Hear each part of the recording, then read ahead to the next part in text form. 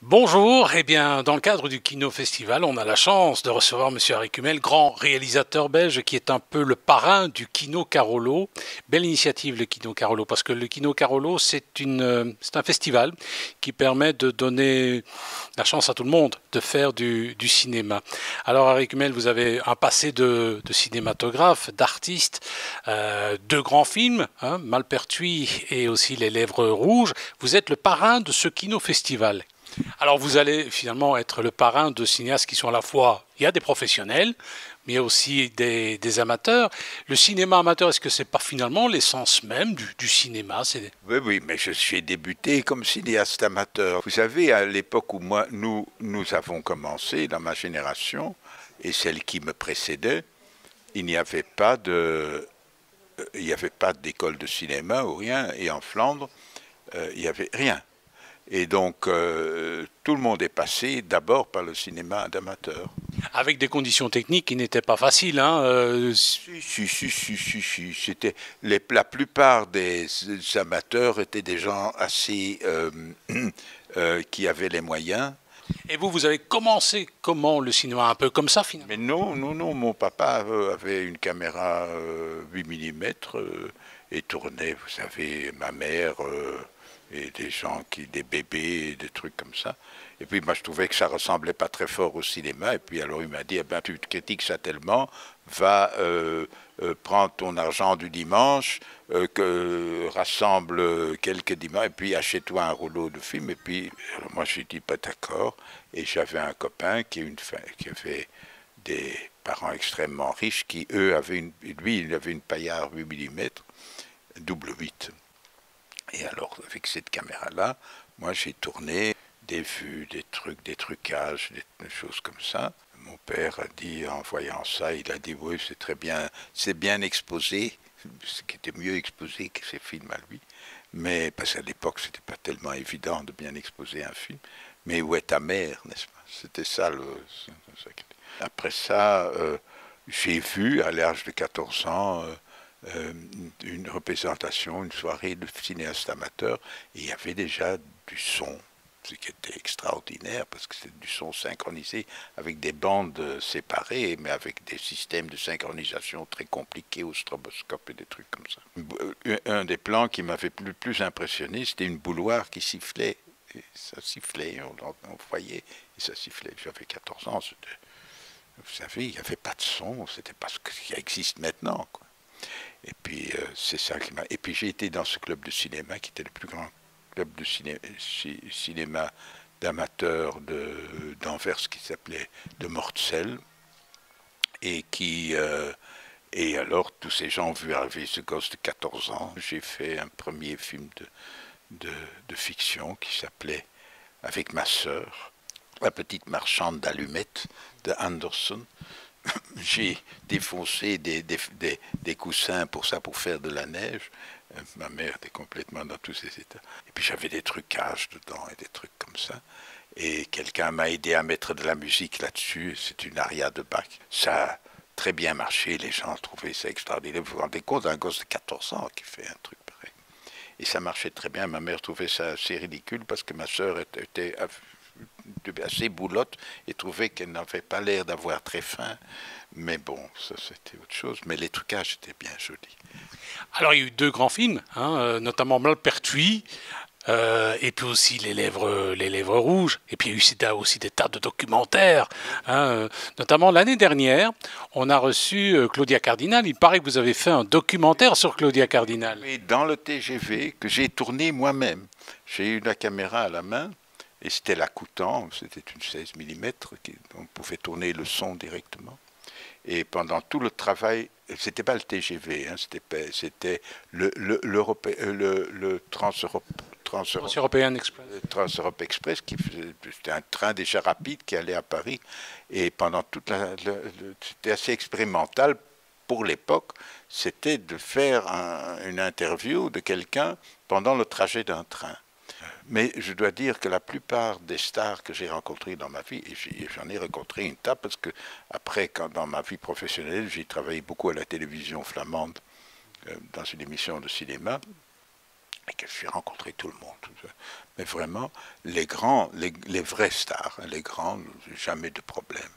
Par exemple, quand on voit aussi votre filmographie, vous avez réalisé un documentaire sur Joseph Sternberg. Mais Sternberg, c'était quand même Duel au soleil, c'est des tas d'autres films. Oui, non, ce Duel soleil, il n'a fait que les grands plans. Il l'a fait surtout avec Marlène Dietrich, si grand film. L'Ange bleu. Oui, pour commencer, et puis pour terminer, Devil is a Woman. Et j'avais dédié mon premier film à lui. Nous avons été les premiers à faire ce qu'il a fait après, assez systématiquement, aller partout, il se faisait inviter pour aller tourner un plan.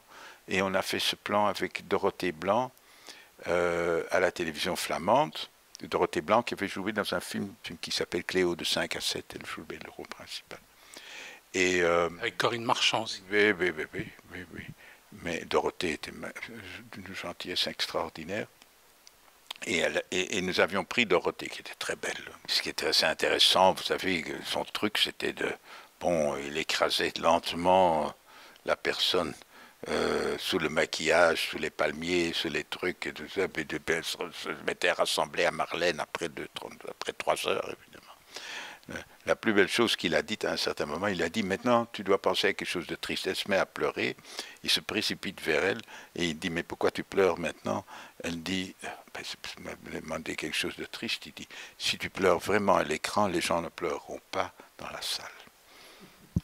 Alors, les larmes doivent être en glycérine à la télé, au cinéma, enfin dans le vrai cinéma, je ne parle pas du cinéma qu'on fait, que les critiques aiment, maintenant, qui s'appelle un film comme La La Land ou quelque chose comme ça, où les femmes sont laides et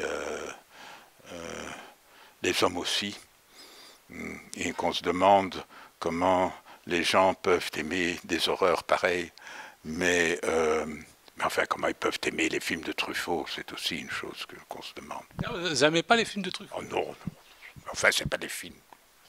C'est-à-dire? Mais ça, les plans ne tiennent pas ensemble. C'est comme si on parlait d'une maison où il n'y a pas de ciment entre les pierres, n'est-ce pas? Alors, demain, vous allez donner, enfin, en tout cas dans le cadre du Kino Festival, vous allez donner une leçon de cinéma. Qu'est-ce que vous allez enseigner? Quels sont les grands principes? Allez, quelques mots. Essayer qu'ils comprennent pourquoi Truffaut, c'est de la merde. Alors, un ou deux conseils, parce qu'il y a en principe un hommage à la nouvelle vague, mais il semblait... Avec moi, il n'y aurait jamais d'hommage à la nouvelle vague. Qu'est-ce que vous reprochez comme ça à la nouvelle vague? Parce que ce n'est pas du cinéma, c'est des journalistes français. C'est un oxymoron même. Vous savez, les journalistes ont dit ils savent tout sur rien. Non, ils savent rien sur tout, n'est-ce pas? Ça, c'est bien les journalistes français, c'est dit ils savent rien sur rien. C'est pire. Alors, au niveau des cinéastes, est-ce que vous avez des gens qui vous inspirent ou est-ce qu'il y a des cinéastes pour lesquels vous dites, bah, c'est quand même... Oui. John Ford, Hitchcock, Lubitsch, von Sternberg, et dans les cinéastes plus modernes, il y a ça va de Anderson, il y a Villeneuve, maintenant dans les cinéastes de notre temps, n'est-ce pas? Et puis vous avez rencontré aussi de grandes stars. Alors moi, une star qui m'a toujours impressionné, c'est Orson Welles. Alors rappelez-nous un petit peu la rencontre avec Orson Welles et comment vous avez fait pour le convaincre. On a téléphoné, on a dit c'est autant, et il a dit que on se demande autant, et puis on a dit c'est d'accord, et puis ça y était. C'était facile de travailler avec Orson Welles? Non. C'est-à-dire, moi on me disait avant, quand il commençait le tournage d'un de ses films, il engueulait, le premier jour il engueulait quelqu'un qu'il virait volontairement, et comme ça il mettait de l'ordre. Non, c'était un homme fini, n'est-ce pas, quand nous l'avons rencontré. Mais c'était, il me demandait, à un certain moment, il m'a demandé, mais pourquoi tu m'as engagé? Je suis un terrible cabotin. Et je lui ai dit, on t'a engagé parce que tu es un terrible cabotin. C'est tout. Alors, il avait à quoi retourner. Moi, j'étais extrêmement... je ne me faisais pas faire. C'était de la frime, beaucoup. Alors, il y avait aussi un acteur comme par exemple Michel Bouquet, qui est encore là d'ailleurs. Ah oui, Michel, ça c'est formidable. Mais Michel, c'est justement l'exemple même. Je peux vous raconter, dans Malpertuis, il y avait une scène qui est la scène à Michel. C'était vraiment... Vous savez, dans le film, Wells s'est couché tout le temps dans un lit. Et alors il me dit, et je lui dis, bien, c'est une scène de comédie. Vous savez, la comédie, elle se fait à l'intérieur du plan. Jamais on essaye de couper le moins possible parce que le rythme se fait par le comédien. Et j'avais eu le malheur de dire à Wells, tu sais, Orson, c'est la scène à Michelin, tu lui laisses, c'est la dernière chose qu'il faut dire à un égocentrique de cet ordre-là. Mais j'étais encore jeune, je ne savais pas. Et la scène commence, Michel avait préparé avec notre plus grande comédienne flamande, Thora van der Grond, et j'avais répété, c'était réglé mais au millimètre. Et Michel, c'était quelqu'un qui vraiment réglait son travail. C'était fait, c'était comme du papier millimétré. C'était vraiment... Bon, il m'avait présenté la scène. Je dis, oui, on fait ça comme ça. Oui, impeccable. Puis on avait fait quelques petites corrections. Et puis on fait, bam, bam, et c'était... Et il commence. Et puis Orson me dit, tu vas me donner un gros plan? Je dis, non, Orson, non, on s'est mis d'accord. Il y avait aussi une question de maquillage. Bon, la scène commence, Michel entre avec Thor, ils font la scène, il commence, il fait le truc. C'est une scène de 2 minutes environ. Sur un plan, la caméra ne bougeait pas. Et au milieu du plan, Orson se met à rire. Bon, pour couper une très longue histoire, pour la couper, après 17 essais où il se mettait à rire en disant « Mais Michel, je m'excuse, tu es tellement bon, je ne peux pas m'empêcher, etc. » Le directeur de photo qui le connaissait, un grand directeur de photo anglais, m'a dit « Donne au salaud son gros plan, sinon on sera ici demain. » Ça, c'était vraiment Orson Welles. C'était un enfant sur le plateau. C'était vraiment, pour quelqu'un de cette envergure, c'est quand même très, très, très gênant. Et Michel, qui avait commencé le soir avant, il dit « Oh, je vais voir Orson Welles. » Vous savez comment sont les Français. Il était totalement parti. Après, il aurait pu le manger tout cru. Mais oui, il a détruit une scène d'un camarade, d'un comédien. Alors un autre film, Les Lèvres Rouges, inspiré évidemment de l'histoire de la fameuse comtesse Bathory. De loin. Personnage, c'est vrai, souvent critiqué. On sait finalement peu de choses, ou on a dit beaucoup de choses au sujet de cette femme. Parfois, ça relève un peu du fantasme, j'ai envie de dire. Alors, qu'est-ce qui vous a amené à vous inspirer de Bathory? Pas du tout du fantasme. Hein. Elle a véritablement assassiné. On ne se connaît pas le chiffre exact. La seule chose, c'est que c'est au-dessus de 600 mortes. Et ça vous a inspiré, ça vous a frappé, vous dites j'ai envie de faire quelque chose. C'est quand même assez spectaculaire. Écoutez, tuer 600 vierges pour se baigner dans leur sang, je ne crois pas que c'est à la fois, hein, mais je crois que c'est assez consécutif, mais c'est assez impressionnant. Puis alors c'est là que j'ai eu l'idée que c'était une vampire, qu'elle était toujours en vie, que toutes ces vierges l'avaient gardée en vie et qu'elle cherchait encore toujours des vierges, ce qui devenait de plus en plus difficile, et que ça se perpétuait, qui n'était pas une nouvelle idée, c'était l'idée qui était dans le roman de la Rose, qui n'est pas dans le film, hein, mais dans le roman, où le mal continue éternellement, n'est-ce pas? Alors pourquoi avoir choisi Delphine Seyrig, qui était une très belle femme? Non seulement que c'était une belle femme, mais c'était une très grande actrice, très intellectuelle et tout ça, mais qui a fait beaucoup d'humour, hein, il faut dire.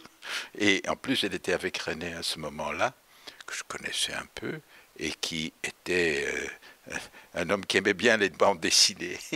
Et c'est pour ça qu'il a dit, écoute Delphine, fais ce film, c'est une très bonne bande dessinée. Et c'est comme ça que ça s'est fait. Et on était très contents, c'était un bon...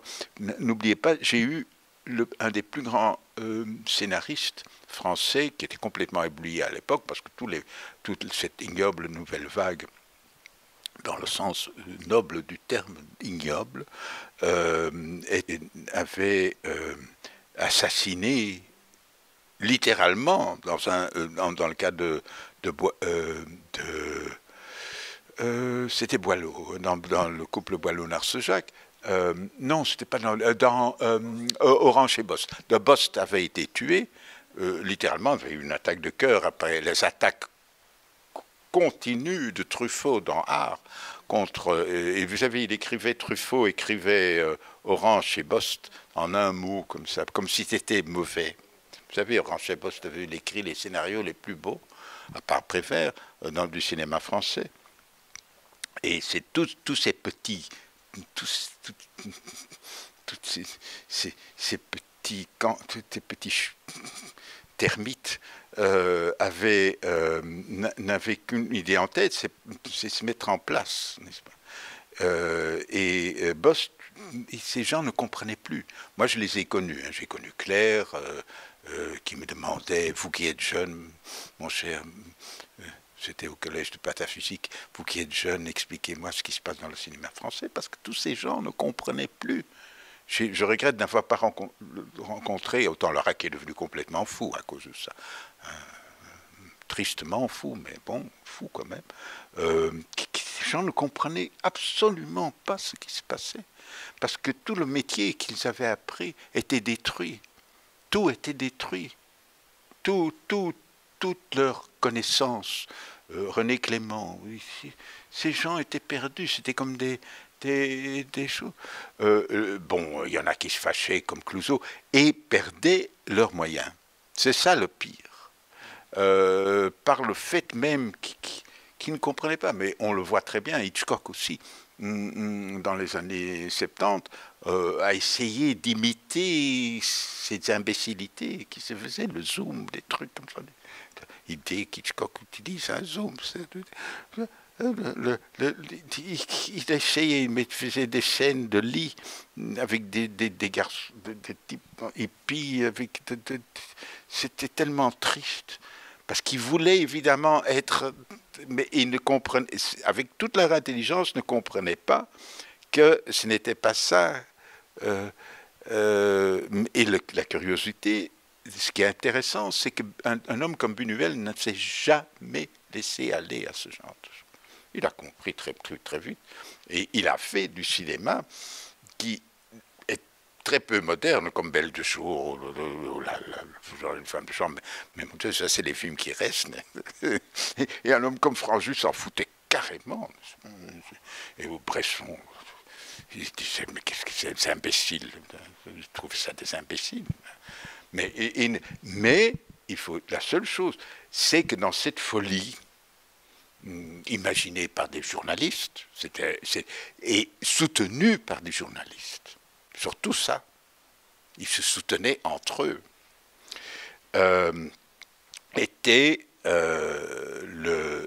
il y avait quelque chose, c'est que ça permettait à certains cinéastes, comme René, comme Louis Malle, Louis Malle était complètement en dehors, mais comme Bresson, comme Franjus, de faire leurs films, évidemment. Cette atmosphère permettait à ces gens-là, mais ce n'est pas, et on essayait de les tirer vers mais ils n'ont rien à voir avec ces imbéciles comme Truffaut, Godard ou Romer. Non, Romer, ça va encore un peu, mais ça n'a rien à voir. Alors pour revenir aux Lèvres rouges, moi il y a un truc qui me fait plaisir, c'est la musique du film. François de Roubaix, qui est disparu malheureusement très jeune. Cette rencontre, elle s'est opérée comment? Pourquoi avoir choisi quelqu'un? Parce que mon producteur français avait imaginé que c'était bien parce que il était à la mode à ce moment-là. C'est tout. Et puis on me l'a présenté, j'ai dit bon. Mais François ne connaissait rien à la musique hongroise. Moi je voulais en fait de la musique, comme de la musique hongroise, un peu comme les opérettes austro-hongroises, vous savez. Mais François, il n'avait pas, c'était pas sa culture. Mais alors, je devais lui dire apprendre ce qu'était un cymbalon. Et alors bon, il a mis du cymbalon dedans, évidemment. Mais il m'a donné quelque chose de complètement différent de ce que je m'étais imaginé. Mais c'était ça qui était pas bien. C'était bien. Alors vous êtes aussi un pataphysicien, passionné de pataphysique. passionné, on est. Qu'est-ce que c'est exactement? Rappelez-nous un peu brièvement ce qu'est la pataphysique. Mais non, mais enfin, quelle idée que je devrais vous expliquer cela. On est, on n'est pas, n'est-ce pas? Tout est pataphysique, donc je ne vais pas vous expliquer ça. Alors aussi, vous avez tourné toute une série de films dans une série rose. Ah oui, oui, j'en suis très fier. C'était par un hasard absolu. C'est un des plus grands producteurs flamands, Jan van Ramdonk, qui était un vrai producteur, qui était quelqu'un qu'on chassait par la porte et qui rentrait par la fenêtre. C'était vraiment le vrai. Il avait certains défauts, mais on s'en fout, parce qu'au moins, lui, et beaucoup le détestaient parce qu'on le trouvait trop vulgaire ou quelque chose comme ça. Surtout des gens qui gagnaient beaucoup d'argent grâce à lui. Ça, c'était la curiosité. Des gens qui recevaient du travail de lui, comme notre grand poète et écrivain Hugo Claus, flamand, grand. Oh, il avait... Oh, tu sais, mais je lui dis, mais Hugo, tu gagnes une fortune avec lui, qu'est-ce que tu racontes? Et il a une admiration pour toi. Qu'est-ce que c'est que ça? Il a des photos de toi partout. Hein? Et je dis, non. On pouvait pas le... Et ça, c'est typique pour les élites intellectuelles.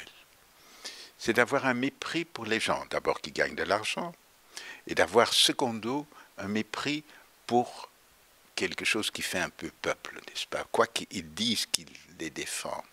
Non, ils les défendent quand ils peuvent les éduquer, n'est-ce pas? Ils peuvent leur dire qu'est-ce qui est bon et ce qui est mauvais, mais pas ce que le peuple aime.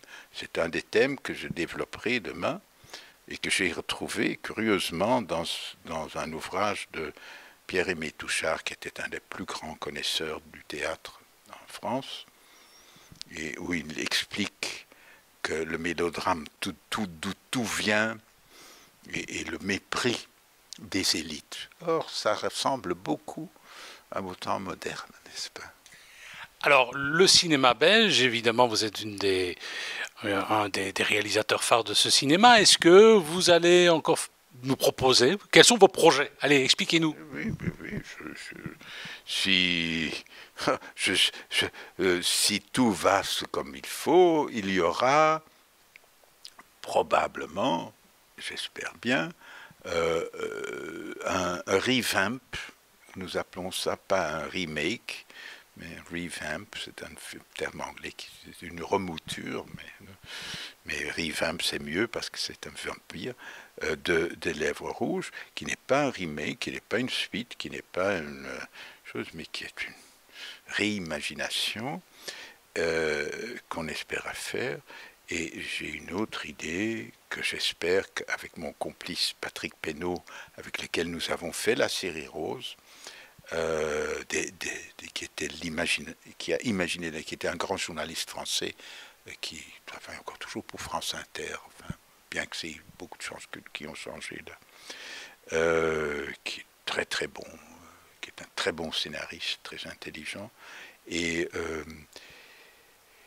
après la mort de René, il m'a dit, écoute, depuis Alain est mort maintenant, qu'est-ce que tu penserais si on reprenait notre idée, on en avait déjà parlé, de faire une série de télévision sur Harry Dixon, qui sont des fascicules de genrés, et on espère pouvoir faire ça pour la télé. Vous aimez bien genré, parce que Malpertuis, c'est évidemment genré. Et justement, on n'avait jamais pensé à adopter, parce que c'est très cinématographique, les Harry Dixon.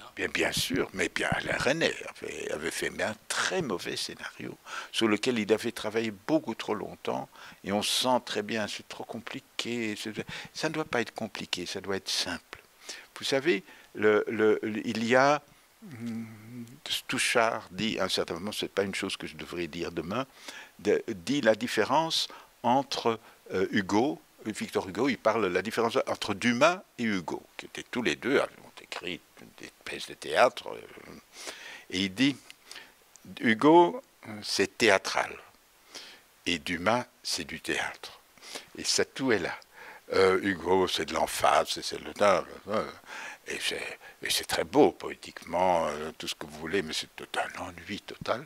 Et Dumas, ça avance à toute vitesse. Et Il aurait été un bon cinématographe. Hein. oh, quand on voit la tour de Nesle, les trucs, et c'est écrit, évidemment, c'est c'est vulgaire, c'est ordinaire, c'est tout ce que vous voulez, c'est gros fil, c'est n'importe quoi, c'est du truc, mais ça marche.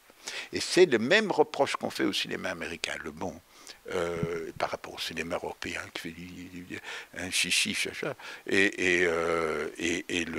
Ça, c'est exactement, tout tourne autour de ça. Évidemment, au niveau de la poésie, il est certain que Victor Hugo, c'est un plus grand poète que mais Dumas, il sait ce que c'est, ce que le public veut. Tout marche, et c'est toujours bon. Hein. Cela dit, en télévision, il faut quand même bien reconnaître qu'on a évolué en matière de séries télévisées, que ce soit les Américains ou même les Européens. Ça, quand même, il y a des choses intéressantes. Mais comment? C'est là qu'on voit les bonnes choses. Le cinéma, c'est un peu foutu, hein, parce qu'il y a 36 producteurs sur un film. Hein, vous avez déjà vu les génériques de films maintenant, c'est complètement fou. Il y a des maisons de production, on se compte toujours. Vous savez, au BIF, on applaudit à chaque fois. C'est 8, 9 maisons de production. Comment voulez-vous qu'on fasse encore un film avec tant de gens autour d'un truc? Trop de gens, trop. Ça reste ce que von Sternberg disait, c'est ma toile et c'est ma peinture, n'est-ce pas? Hein, ça doit rester un truc. Ça doit rester une chose, sinon ça devient complètement flou et non intéressant. À la télévision, comme il faut aller vite, comme il faut produire, comme on n'a pas le temps, comme il faut produire pour le peuple. Et il faut je parle pas social, hein, je parle simplement. Il faut que ça plaise. Il faut que ça plaise directement. Et c'est ça. Il y a encore le lien avec le public. Et dès que vous avez le lien avec le public, et ce public, bien sûr, ce public a on lui a donné, vous savez, on l'oblige à avoir du mauvais goût. Finalement, c'est la faute aux élites de leur dire, de dire, par exemple, vous savez que le public, que leur connaissance du cinéma du côté anglo-saxon commence avec Star Wars, et du côté francophone ou latin commence avec, disons, La Grande Vadrouille. Vous savez, c'est vraiment à ce niveau-là que ça commence, hein, et demander dans les choses. Mais c'est parce que la télévision leur propose que ça. Ils ne proposent pas le fait, la racine véritable, parce qu'ils n'osent pas, parce qu'ils ne la connaissent pas. Eux-mêmes, les gens qui font la télévision ne connaissent pas ces véritables racines. Mais si vous proposez aux gens qui s'en foutent complètement la véritable racine, ils voudront, parce qu'ils ont un sens inné, non seulement ça, ils veulent avoir du plaisir. Ce qui est normal, c'est humain de vouloir avoir du plaisir. Et si vous leur donnez le plaisir, ils feront, ils commenceront plus bas, ils commenceront plus loin que La Grande Vadrouille, hein, je peux vous assurer. Mais il y a évidemment toujours l'être humain, les élites, celles qui nous empoisonnent la vie maintenant, ne savent pas qu'il y a quelque chose, comme ils ne savent même pas où est la touche Enter sur un ordinateur, et les politiciens non plus, parce qu'ils ont leur secrétaire qui doit pousser sur le il y a l'Internet. Et là, il y a tout. C'est comme dans la cinémathèque, comme elle est, ne sert plus à rien. C'est là. J'étais malade, maintenant, juste il y a une semaine. J'ai vu des films de nouveau que j'avais jamais vus, dans des conditions très très bonnes sur ma tablette. J'ai une très bonne tablette, mais bon. Et j'ai passé tout à regarder, tout en lisant ce bouquin sur le théâtre. J'ai dit, non, d'une pipe, il y a encore plein de choses, que ma vie est trop courte, ma vie est trop courte. Et je vois, et on voit le cinéma, il y a plein de choses. Il y a plein de choses. Eh bien, ça va. En tout cas, Harry Kumel, ce sera un plaisir de vous entendre donner cette leçon dans le cadre du Kino Carolo. Merci d'être venu. On va achever notre verre. On va peut-être demander à l'assistance, qui est nombreuse ici, de vous applaudir quand même. Ce serait sympa. Merci, Harry Kumel. Merci.